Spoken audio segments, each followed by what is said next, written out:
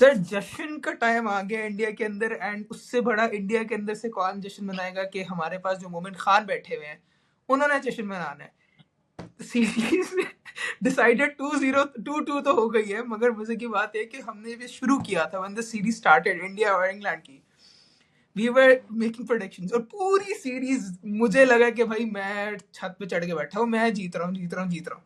4 test 4.5 test के लिए मेरी पास उम्मीद थी कि मैं जीत चुका हूँ, एंड आखिर में जाके जमीन से खींच लिए, जज्बात बदल गए, क्या क्या बदल गए मैं बताऊं। So the series is ended at 2-2 for India and England, right. कमाल तरीन सीरीज, और क्लाइमैक्स जो आपको स्टार्टिंग में थोड़ा ठंडा पड़ा हुआ था वो लवली तरीन, एब्सोल्युटली एपिक। सिराज की परफॉर्मेंसेस, द बॉयज, ब्रुक का छोटा हुआ कैच, और मैच आखिर में 6 रन जीतना, लवली तरीन। सब चीजों के बारे में बात करेंगे, सो लेट्स स्टार्ट सर। कैसा लगा match? We've talked about 2 Yeah, days. what a crazy series, man. What a Lovely. crazy बहुत series. बहुत खूबसूरत। और what a test match. Yep. मतलब जो टेस्ट सीरीज थी और जिस तरह का टेस्ट मैच हुआ, आई थिंक उसने उसको उतना ही मजा दोबारा किया ओहो, कि क्या। और लास्ट डे क्या था कुछ भी नहीं था। अच्छा 35 रन रहते थे। यार, लेकिन वही ना, जो आधा घंटा था वो कितना मजेदार था। लवली। आप ये देखें कि 35 रन रहते हैं, 4 आउट हैं, क्राउड देखें आधे घंटे के लिए अवाम क्या आई है, पहुंची है, इंडियन उनको इतना क्राउड हिस्ट्री है। कैसे आया है। लवली। एंड वो चढ़ के बैठे हुए थे, मतलब कि मुझे समझ नहीं आ रही थी। मैं मैच देख रहा हूँ, लाइक यार ये इतनी खप क्यों डली हुई इंग्लिश बॉल, इसको शॉटे क्यों मारे ये लोग, थोड़ा चिल करें। They should slow the game down. बहुत फास्ट हुई थी गेम, समझ नहीं आ रही थी ये हो क्या रहा।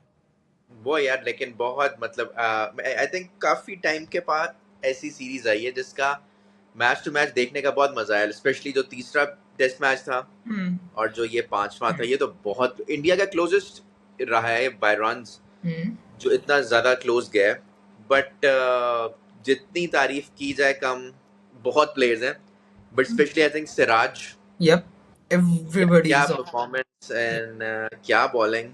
और जिस तरह वो 25 दिन लगा रहा है, ओह। 5 टेस्ट खेला है, हर टेस्ट 5 दिन तक गया है, क्या फिटनेस है उस लड़के की।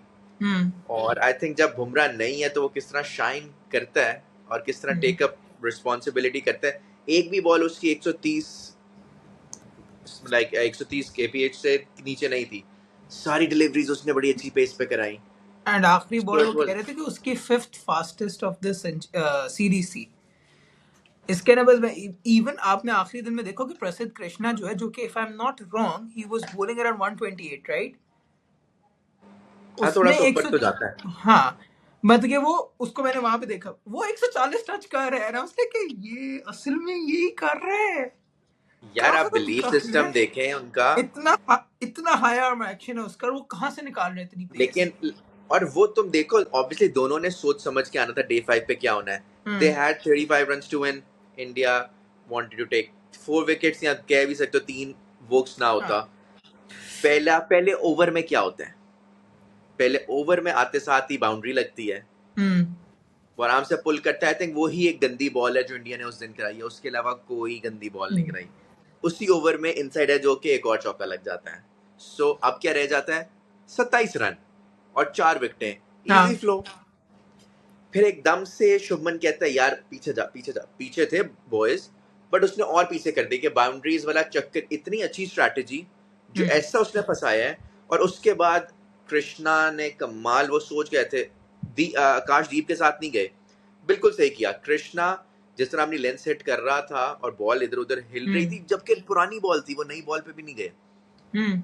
और सिराज आपको पता है जो अपने अच्छे, मतलब मुझे सिर्फ ये भी लगा कि इंग्लिशमैन जो थे वो बिला वजह भी आउट हो रहे थे। जैसे आखिरी विकेट मुझे समझ नहीं आई कि why did he need to play that, मतलब कि बड़ी स्टूपिड शॉट्स में मुझे लग रही थी। वही कि वो जो होता है कि गेम तेज हुई हुई होती है, आपको समझ नहीं आती।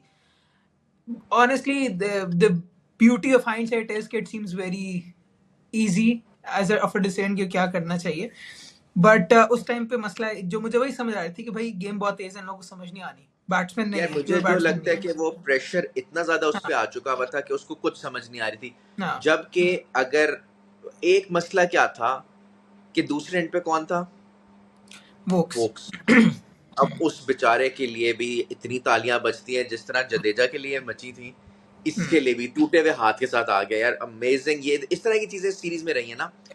सो उधर क्या हुआ, अब सारे बाउंड्रीज इसने जब वोक्स आया ना, इसने घुमाना शुरू कर दिया।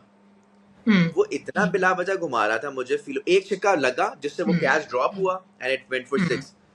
तो उसको उम्मीद होगी यार मैं मार सकता हूँ, ठीक है आप मार सकते थे, इतने रन नहीं थे, बट मुझे लगा वो बिला वजह घुमाई जा रहा है। आई थिंक प्रेशर भी था और ये काम उसका था भी नहीं, ये बैट्समैन लोगों का एग्जैक्टली, था। वी वर एक्सपेक्ट, उसको देखने से फील वो वही, we were expecting too big of a job for him. वो वही था कि किसी ना किसी को बाहर से कुछ बताना चाहिए था। अगेन हाइंडसाइट है, बट उस टाइम पे नहीं होना था ये, बहुत बट हाल मुझे टाइम क्या थी। लगता है, उसमें क्या एक चीज कर सकता था या जो हो सकती थी, ठीक है मुश्किल होती, सारे के सारे एंड में शुभमन भी पीछे डीप मिड विकेट पे चला गया था, सारे पीछे थे। सो आप दुखियां ले सकते थे, Yep. लाइक ठीक है वोक्स जब बेचारा भाग रहा था उसको पेन हो रही थी, वी कुड सी दैट कि वो it was hurting, but still मुझे लग रहा था कि अगर आप थोड़ा सा इधर उधर खेलो नहीं, और अगर आप दुखियां भागो। आप 4 बॉलें ना खेलो, 5वीं बॉल पे, छठी बॉल पे रन ले लो, छठी बॉल पे रन ले लो। वो तो वो कर रहा था, एक हाँ, 2 ओवर्स में तो उसने आप ऐसे ही किया। कंसिस्टेंटली ये कर लेते। वो डर होता ना कि मैं विकेट ना गवा दूं, थोड़ा वो सेल्फ बिलीफ उतना ज्यादा नहीं था, because of course that was not his job. वो सेल्फ बिलीफ थोड़ा ज्यादा होता ना, ये वो वाली बात है। आपको याद है एक दफा जो पाकिस्तान का मैच हुआ था विद वेस्ट इंडीज था, जब आखिरी बॉल के ऊपर हमें विकेट चाहिए थी और उसने शॉट मार दी थी। I mean that was stupid man. Yasir Shah और वेस्ट इंडीज में हम उसने सीरीज शॉट जीत मार गए दी, थे। शॉट खेल दी थी। वो वाली बात है कि आई आप थिंक ये नर्व्स नहीं थी। इस मोमेंट पे नर्व्स ऑफ स्टील चाहिए होती हैं, जो हाँ, अपनी नर्व्स पे अच्छा काबू पा जाता है। जिस तरह इंडिया, मुझे लगता है दे हैड द बिलीफ, वो सोच के आए थे हमें 4 विकेटें लेनी है, मसला ही कोई नहीं है। Just to let you know, England were 300 for 4, पीछे क्या रह जाता था, 70-75 रन थे यार। इजी। मतलब क्या, मैंने सोच के बैठा हुआ था कि भाई, मैं वो बता रहा हूँ कि जब मैं 4.5 का सोच के बैठा हुआ था, तो मेरे दिमाग में ये बात थी कि भाई मैं 3-1 जा रहा हूँ। और मैं सोच के बैठा था मैंने क्या क्या पॉइंट मारने हैं, कि क्या क्या बातें करनी है, मैं सारी जमीन में चले गए। तो मैं इतना कॉन्फिडेंट होकर बैठा था भाई कुछ भी नहीं रह गया, नहीं रूट लेकिन खड़ा, अगर ग्रुप तुम खड़ा। उससे भी थोड़ा पीछे जाओ तो टारगेट कोई हल्का नहीं था, टारगेट काफी टारगेट बहुत बड़ा हैवी था। था, देवर। ओवल में 260 सबसे हाईएस्ट चेज है, दिस वाज 373।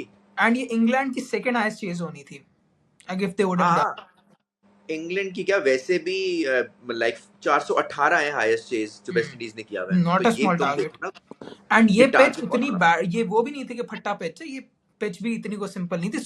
अच्छा हाँ ये भी खेलती रही है, ये हाँ, शुरू इवन ये इसने भी मूड बदले हैं, जिस तरह मूड स्विंग्स होते हैं ना, तो हाँ, ये भी अपना बदलती रही है, अपने ये लश्कारे दिखाती रही है। सुबह चेंज हुई है, ये वही बात हो रही थी उसमें भी कि भाई कल तक बॉल सीधी आ रही है, आज आती बॉल हिलना शुरू हो गई। सुबह वही पुरानी बॉल है, उससे पुरानी बॉल है, चौथे दिन में थोड़ी और मूवमेंट उन्होंने दिखनी नई शुरू हो बॉल गई। पे गए भी नहीं।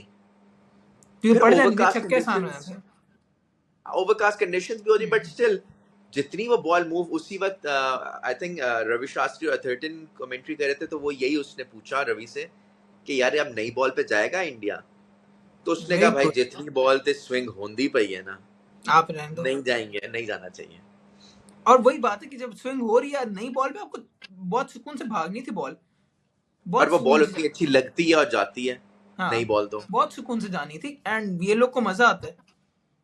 हाँ, तो मुझे लगता है कि वो ब्रुक्स का उस वक्त आउट होना, ब्रुक्स रूट ये बड़े कैजुअली, और फिर भी मैं कहूंगा कि यार फिर भी इतना स्कोर पीछे नहीं रहता था, मतलब उनका करना बनता था, but hats off to India I जिस तरह मीन कम आप बैक है। ये देखिए, जेकब बेथेल जो है उसने 5 किए, जेमी स्मिथ 2, ये दोनों वो बंदे थे जो आपका करके जा सकते थे, अकेले और ही यार करके जा स्मिथ, सकते अब स्मिथ तो आया है 5वें दिन, उसने एमी एज करके पीछे कर दिया, थे। 27 दैट रन रह गए थे। वाज वेरी, वो वही वो बहुत उस माइंडसेट में थे कि भाई दे टुक इट लाइटली, कि this is a walk in the park. वही ना, और इतना आपको इजी नहीं लेना चाहिए और दूसरों को इतना हल्का नहीं लेना चाहिए, क्योंकि दूसरे पूरी प्लानिंग करके आए हैं, कहाँ लोग खड़े करने, क्या फील्ड होनी, क्या कौन से 2 बॉलर्स होने हैं। और अगेन एक वो भी तो बात आती है ना कि the India was playing for much more, like stakes India के लिए हायर थे, कि इंडिया अगर तो जीतता तो ड्रॉ था या लॉस था। इंडिया, इंग्लैंड जो मर्जी कर ले वो हार नहीं रहा था। हार नहीं तो रहा था, बट आपके अब वो लिए एक जीती हुई सीरीज को ड्रॉ करा दिया। लास्ट टाइम भी एग्जैक्टली जब इंडिया आया था तब भी ड्रॉ हुई थी, और उससे पहले जब इंग्लैंड इंडिया जाता रहा पिछले, उधर जाके जीतना तो उनके लिए आपको पता ही है कितना हाँ, मुश्किल होता है। बट मैं अगर ओवरऑल बात करूं पांचों टेस्ट मैचेस की, सेशन बाय सेशन, तो इंडिया का पलड़ा भारी था, उनकी बनती थी सीरीज। इसीलिए मैं तुम्हें और जो हमने अशर के साथ भी किया था उसमें आई डोंट नो कि तुम लोग इंग्लैंड को क्यों फेवर दोनों कर रहे थे, जबकि they didn't had Archer, they didn't had would, मतलब उनकी बॉलिंग मुझे वीक लग रही थी। और इंडिया को तो कभी भी जिस तरह उन्होंने ऑस्ट्रेलिया में जाके परफॉर्म करना शुरू कर दिया है, अब इंग्लैंड में भी आके ड्रॉ करते हैं, उनके लिए अब साउथ अफ्रीका न्यूजीलैंड चैलेंज रह जाएगा। मुझे मुझे तब यही कंसर्न था कि देखें, India was coming in as a totally under totally new captain, and normally होता है कि आपको थोड़ा सा जेल इन करने के लिए टाइम लगता है, you are bringing in new people, आपके जो वीक स्पॉट्स हैं वो वीक आपके ऑन पेपर तो वीक हो गए, आपने उन क्रिटिकल स्पॉट्स पे नए नए बॉयज लेके आ गए, you know Shubman does not have a good performance outside, तो on paper I felt like at times it made sense if I look at it from batting perspective, तो मुझे ये बात था कि आपका वो होगा, बट पॉइंट उन तुम्हारा बिल्कुल बैटिंग में उन सही है, लोगों ने बिल्कुल पुट्ठी साइड पे फेंका हमारा ओपिनियन कि भाई नहीं हम पॉइंट करके आ आपका जाएंगे। 100% ठीक है, बिकॉज शुभमन का रिकॉर्ड आउटसाइड इंडिया इन हाँ टेस्ट वाज नॉट ग्रेट। सो उस वो तुम उस पे प्रेशर भी देखो, और उस लड़के ने कि किस तरह कोप अप किया है उसको, दैट और वाज अपनी अमेजिंग। परफॉर्मेंस भी क्या दिया उसने। सीरीज पे आने से पहले कहा था कि ही विल बी कि the I need, highest run getter for the yep, series. और और फिर मैं उसका कहूंगा और कि जो पहले तो वही। सेकंड जो रूट है 200 हम्म। रन का डिफरेंस है, सिर्फ, ज्यादा नहीं। So yep. उसने इतनी तबाही परफॉर्मेंस दी है। और मतलब वो पॉइंट बिल्कुल ठीक है तुम्हारा, बट इनका सिस्टम अच्छा होने का मतलब ये है कि धोनी अगर जाएगा ना हम्म। तो वो पॉलिश कर जाएगा अगले को, कोहली को। हम्म। वो जाएगा तो वो फिर रोहित आ कि जाएगा, कोई रोहित ना कोई जाएगा तो लड़का आ अब रहा है। शुभमन पॉलिश हुआ हुआ आता है, उनके अंडर थोड़ा सा खेला हम्म। हुआ आता है, ही नोज कि किस तरह क्या लेके जाना है। But still you are right कि उतनी टीम में ये थोड़ी बहुत चेंजेस, जसवाल जैसे कुछ अरसे से आया हुआ है, केएल राहुल की तारीफ करनी बनती है। ही स्टेप्ड अप। ही स्टेप्ड अप, जिसका बनता था, जो स्ट्रगल पहले कभी ना कभी करता रहा, उसने गेम अप की। जडेजा 36 साल के होने के बावजूद जिस तरह गिर रहा था, मर रहा था, जिस तरह उसने बैटिंग की है, 500 रन किए हैं, फिर फील्ड में आपको पता है और फिर पंट इस टेस्ट में नहीं था, बट पंट ने उससे पहले अपना इम्पैक्ट जो था वो पूरा वो दिखाता रहा। क्योंकि नॉर्मली लोग काफी पूछते हैं कि can punt be the senior player, क्योंकि हमेशा से वो उसकी वाइब वो सीनियर प्लेयर वाली नहीं है, बट देन वो काफी, वो भी स्टार्टिंग में थोड़ा बहुत था कि भाई कैन ही बी। इसके अंदर बस मैं दो पॉइंट जरूर ऐड करना चाहूंगा before we end the whole thing. एक तो after this whole thing Shubman से पूछा गया था अबाउट 4-डे test, and there is a lot of thing going about कि 4-डे टेस्ट कुछ कंट्रीज के लिए इंट्रोड्यूस करवा दिए जाएं, राइट? तो वही वाली बात है कि ऐसी सीरीज पर आपको नहीं मिलेगी, चारों के चारों मैचेस ड्रॉ होने थे। वो यार फिर द थिंग इज, पहले जब वनडे क्रिकेट भी होता था तो it used to be 60 over, फिर 50 ओवर हुआ, तो वो अडेप्ट आप कितनी जल्दी करते हो उस सिचुएशन में। जो इंग्लैंड खेलता है वो सबको फिर इनकी तरह खेलना पड़ेगा, बिकॉज इंग्लैंड टेस्ट को टेस्ट की तरह खेलता ही नहीं है। बट तुम देखते हो कि और वो इनके लिए नहीं होगा, वो हाँ, मतलब जो हो रहा है वो भी छोटी मोटी टीम्स के लिए हो रहा है, इनके उनके लिए एनसीआर 5 दिन नहीं रहना है। हाँ। अब सेकंड पॉइंट आता है बिग थ्री का। So the big three tag has never been more accurate before this point. आपने इंडिया ऑस्ट्रेलिया की सीरीज देखी, तबाही series, it was worth watching. England India की देखी, it was worth watching. Ashes हमेशा तबाही होती हैं, इस अभी आने वाली फिर से। तो मुझे बताएं कि जब आपके बिगेस्ट बेस्ट फॉर्मेट के अंदर आपकी बेस्ट तीन टीम्स आएंगी हैं and they're giving some results, so at that point that big three title makes a lot of sense as well, no it just doesn't. in just in terms of the performance that's going on कि भाई इन लोगों ने बड़ा मजे की, मुझे मजा आया। दैट्स ट्रू, बट फिर जब आप मैं पीछे जाते हो तो कंट्रोल फिर और उन सब चीजों के पीछे बात नहीं कर रहा, सिर्फ जस्ट इस हाँ, पॉइंट पर, उस पे but I big agree three आप वो। कह सकते हो एज मतलब एज परफॉर्मेंसेस, इस वक्त ये तीन टीम्स तबाही हाँ। मचा रही हैं, but you don't you can't forget like South Africa, New Zealand ने जाके इंडिया के आई साथ एग्री। क्या किया, तबाही मचा दी उनको जिस तरह किया। तो you can't say कि सिर्फ ये तीन अच्छा खेल रहे हैं, कंपेटिटिव खेल रहे हैं, बट साउथ अफ्रीका में जाके इंडिया भी क्या करेगा, और इंग्लैंड ऑस्ट्रेलिया में जाके कोई अच्छा परफॉर्म नहीं करता होता मोस्टली। हाँ, दैट आई इस एग्री। दफा वो अपने होम ग्राउंड में अच्छा कर लेंगे, बट ऑस्ट्रेलिया में जाके उनको हराना ये कोई मजाक की बात नहीं नहीं नहीं है। नहीं, दैट आई एग्री। सो वो अभी ये पता चलेगा। और जहां तक उसकी बात है, ठीक है वो कम्पिटिटिव खेल रहे हैं, ठीक है, बट वो जो दूसरे एस्पेक्ट्स हैं हम वो भी नहीं भूल सकते हैं। तो लेट्स इसके सी अंदर आगे बस किस तरह अब किस्मत मजा जा ये रहा है। आएगा कि I am waiting for the Ashes in the sense कि भाई क्या अरसा ही हो गया, England has always been able to retain the Ashes, will they be able to win it, because पिछली एशेस जब इंग्लैंड में हो रही थी बहुत ज्यादा हाइप थी एंड दे वर लाइक कि भाई जीत ही जाएंगे, but let's see how it goes. And yeah it's been an amazing series honestly, मजा आ गया देखने के लिए, and it sets it up beautifully for whenever it happens again. बहुत मजा आया and it's been amazing, and honestly it's been amazing doing these episodes as well because iska bhi maza dubala ho jata hai, right? Before we head out, I would just like to remind everyone कि अगर तो अभी तक हमारे साथ देख रहे हैं, subscribe to our channel। ऐसा कंटेंट और देखने के लिए आप लाइक करें, सब्सक्राइब करें, एंड आपके पास कोई कमेंट्स है to share with us in the comments below. We would love to hear from you guys and we'll definitely see you in the series and the Asia Cup and the Tri-Nation series that's coming ahead. Bye bye.